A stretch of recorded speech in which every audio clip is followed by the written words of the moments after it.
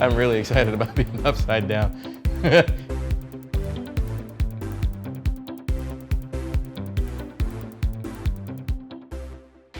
Okay, so first I'm going to demo an aileron roll, John. Easiest aerobatic maneuver there is. You pull the nose up, you unload, and then just hold the stick over until you finish, and then recover the nose to the horizon. Okay? Gotcha. All right, power about mid-range. This is fine. So you go ahead and try it.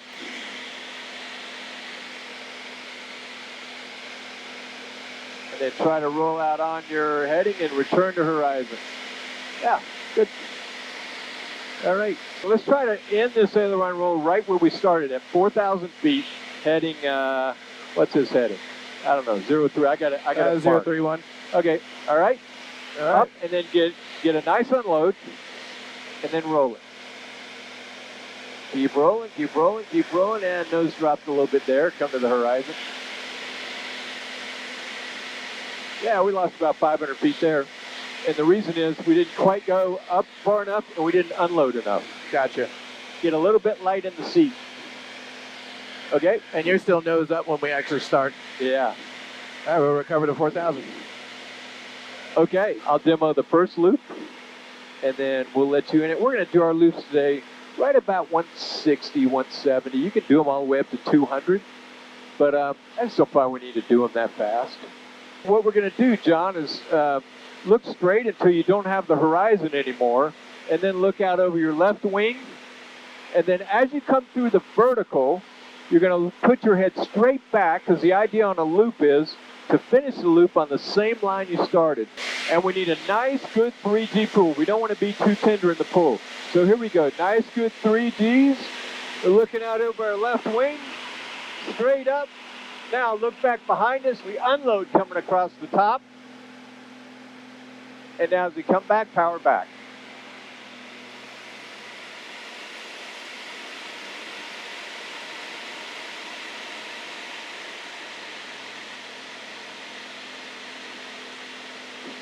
So, common errors are being too ginger on the pull-up. So you need to get into a nice, good 3G pull, pretty steady. You know, you don't want to yank it. You really don't ever want to yank it, but nice, steady, get into 3Gs, pull it straight back, pull that stick straight back. Most right-handed people, or you got your stick in your right hand, have a tendency to pull it back to the right.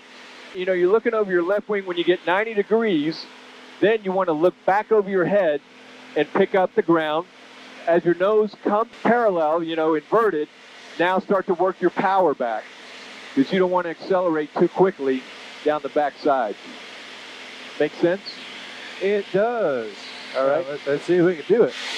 There's your 160. There you go. Nice, good, very nice. Very nice. You got a little left bank going. Keep pulling, keep pulling, keep pulling. Now unload. Unload, unload. Let the nose fall through. Now power back. Power comes back. Now pull. Not bad, my friend. You're about 20 degrees off the heading you pulled, and that was all in your initial pull-up. You just had a tendency, most people will pull back right. You had a tendency to go a little bit left in that pull, and that's where my head looked. Pardon me? It went where my head looked. Yeah, okay. So try it, then we can use 6 out. So this time, try, what if you didn't look at your left wing? You just pulled straight up, and as your nose comes over, look back and capture the ground out the top of your canopy. All right. And remember to keep pulling. You know, keep pulling. You gotta lighten your pull. You don't want to stall it. We'll demonstrate that in a bit. But keep pulling through, and then get that power back as your nose comes through the horizon inverted. Right. So down for 160, and we'll do it again. Yes, sir. Let's do it. Look at him go. Keep pulling. Don't get light on the pull. All right, now in here, you got to let off a little bit. Just a little bit. Power back, power back.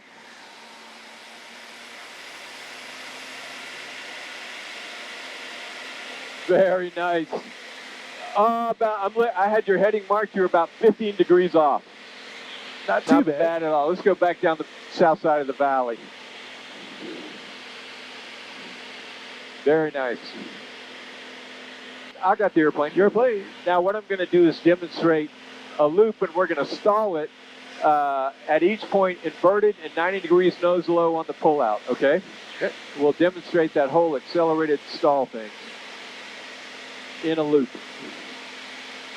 Because you get checked out, you know, in this or some high-performance airplane, you will absolutely secondary stall it sometime, not paying attention. And so it's good to just know, you know, what you're going to do to recover. All right, here we go.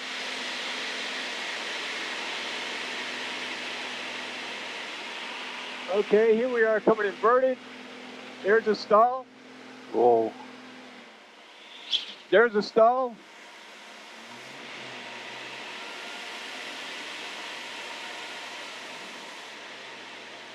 So you see, you can stall it at any point in there. Yeah. And that's the accelerated stall, even 90 degrees nose low. You can stall the airplane. That's what them. Oh, dude, I was more off than you. I'm like 20 degrees off there. So, all right. How about a Cuban 8? You want to try a Cuban 8? Absolutely. Okay. And all the Cuban 8 is a combination of a loop and a roll. All right, then here we go, Cuban 8.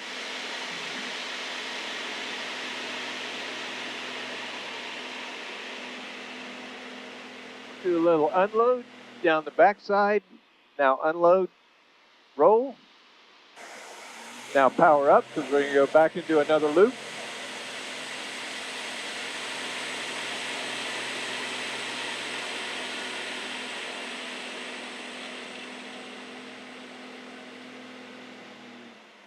.45 degrees nose low, unload, roll, and then power back up.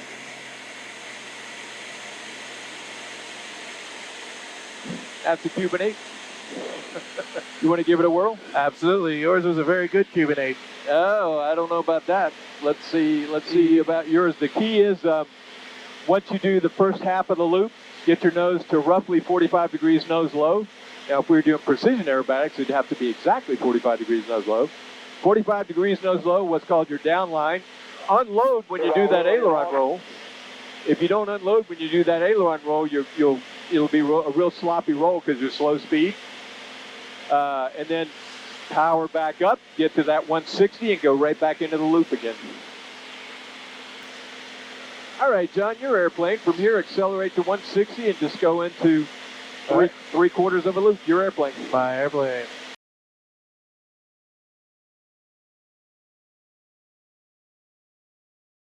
There's your 160. There's your 160, 5100. There you go.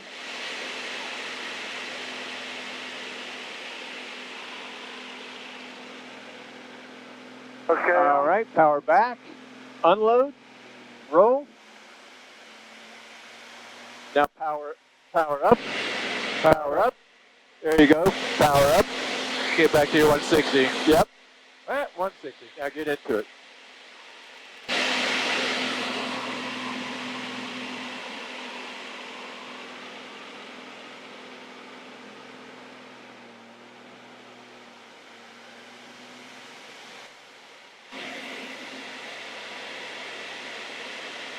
Very nice.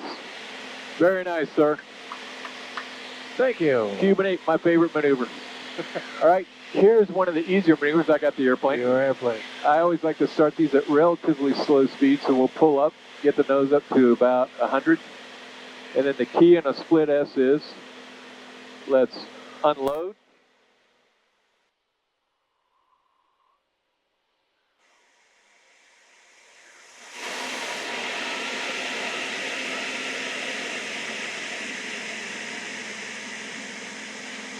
There we go. That works. All right, so let's try a split S. Power idle almost all the way through it. And just unload, roll inverted, then just pull back out the other side. All right, so it says my airplane. Yep, your airplane. Power idle, unload, roll. Yep, power idle, unload, roll it. Now pull.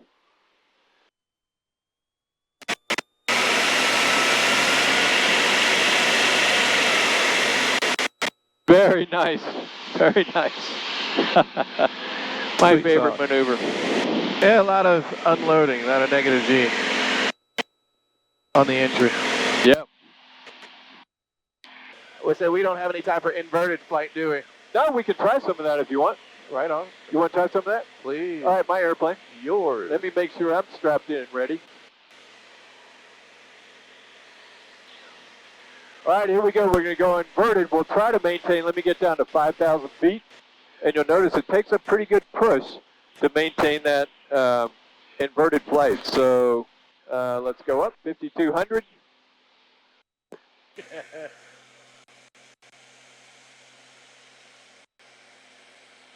That is a lot more nose up than I thought. It is, and we dropped 100 feet or so. I dropped most of that in the rollout. And even that, I was kind of hanging in my straps. How are you doing? Oh, absolutely. Same. Yeah. You want to try it? You want to try it yourself? Oh, yes, sir. All right, John, your airplane. See if you push and hold us at 5,000 feet. All right, Yep. we'll get down So to 5,000. So Exactly. pull the nose up, unload, and roll inverted. And now hold it.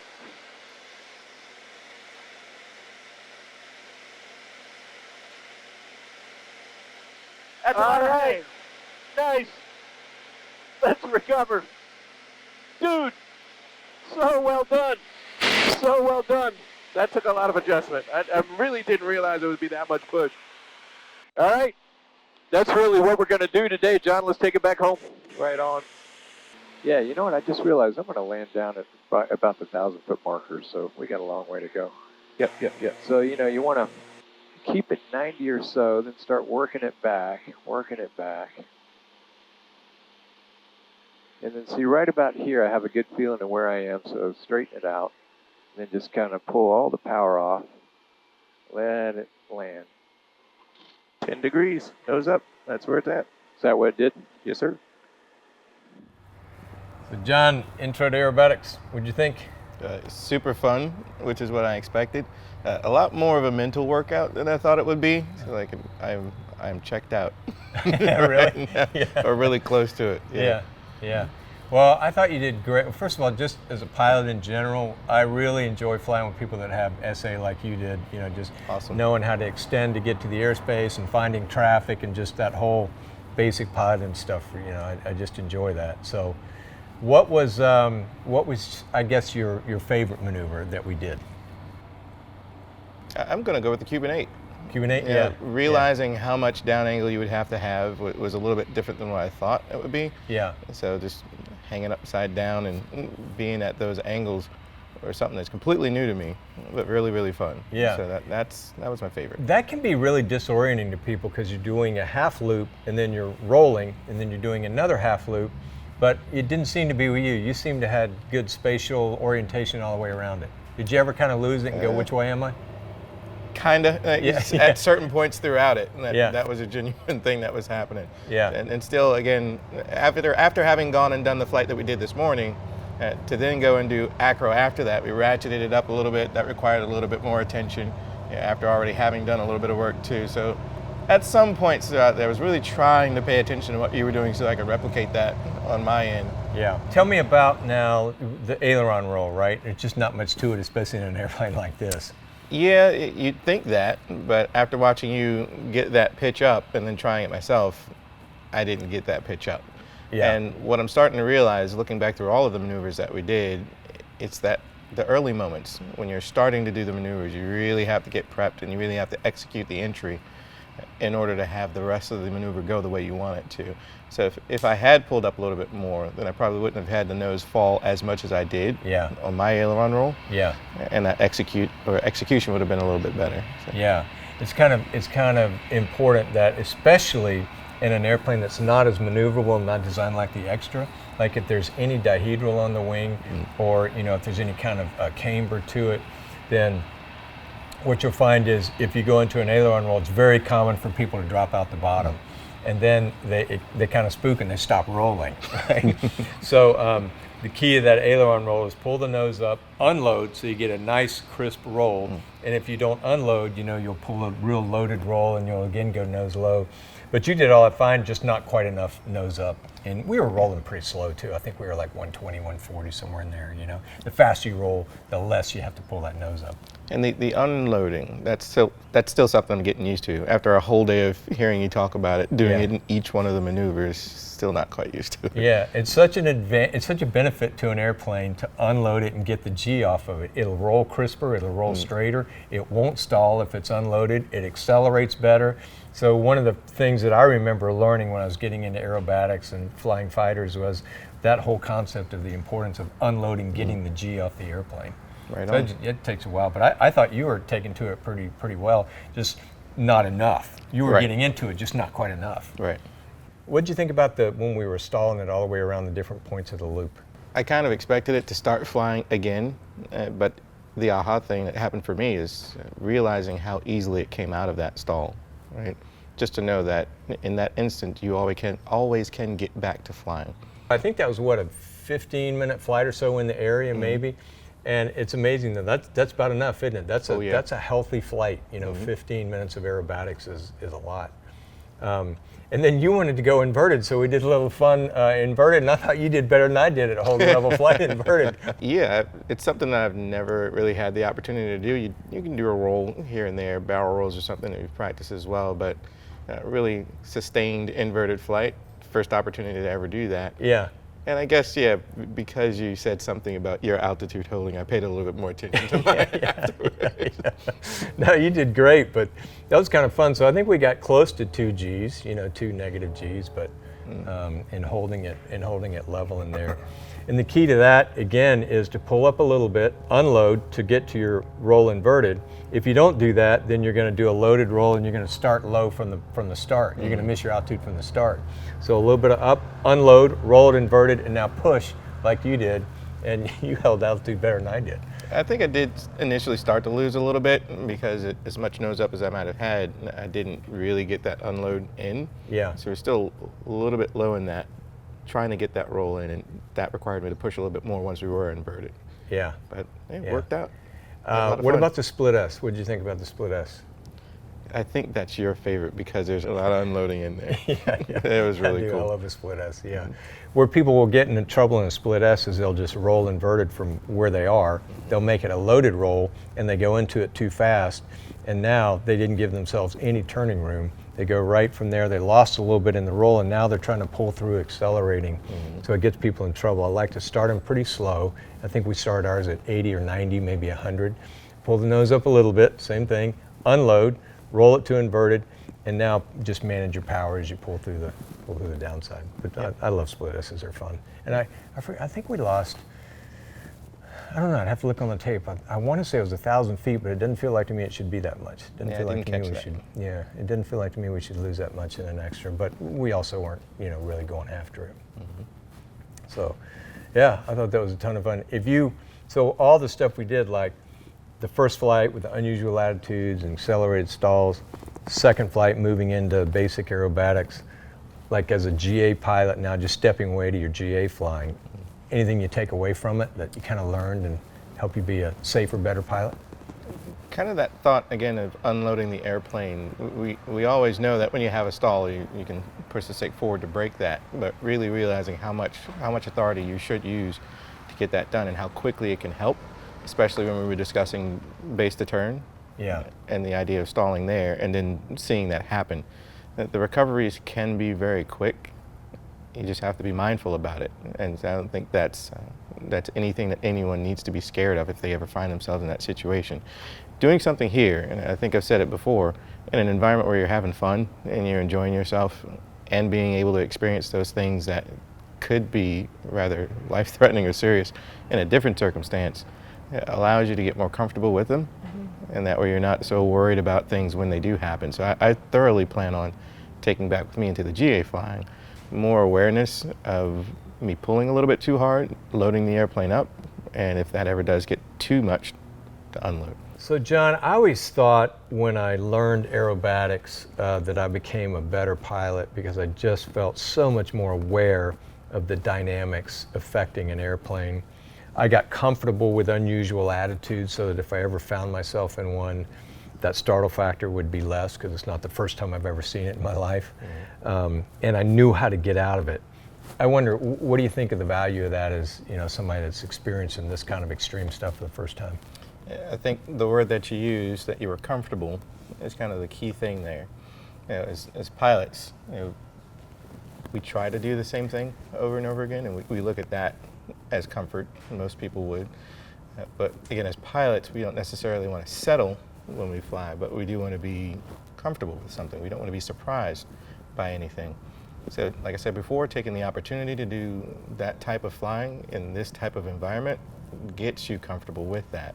So you don't have to be concerned or worried in an airplane if you're, let's say, in a circumstance where you're out of sorts, it's not a normal approach, that you have confidence in the airplane that you're in, that you'll be able to work through that circumstance. And you can pick up that confidence in doing training like this and then translate that over into your own plane. Yeah, I think that's a good word to use, confidence, because you'll see it and then you fly with confidence that this airplane's not going to get in an attitude that you haven't seen before. And can't recover from. Because you've recovered from it all. And yeah, I agree with you. I found the same thing. It was good stuff. What a treat to fly with you. Likewise, likewise. Yeah. Good. Next one? Yeah.